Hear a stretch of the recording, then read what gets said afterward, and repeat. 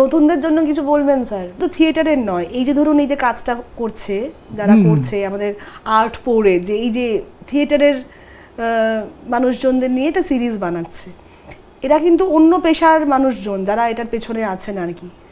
আমি তো থিয়েটার করি, আমি হোস্ট করছি, কিন্তু যারা এটা তৈরি করছে এরকম প্রচুর থিয়েটারকে ভালোবাসে বা শিল্পকে ভালোবাসে, কিন্তু তাদের ওইভাবে শিল্প চর্চা করে না হয়তো সরাসরি, করে না, কিন্তু এরকম প্রচুর মানুষ আছে, ইয়াং ছেলে মেয়ে আছে পরোক্ষভাবে তারা, হ্যাঁ ইয়াং ছেলে মেয়ে, ইয়াং গ্রুপ অফ পিপল, সেই সবাইকে উদ্দেশ্য করে আপনি কি বলবেন? এরকম একটা খারাপ সময়ে দাঁড়িয়ে, এরকম একটা নষ্ট সময়ে দাঁড়িয়ে আপনি কি বলবেন? আমি বলবো এটাও খুব জরুরি কাজ, কাজটা খুবই জরুরি।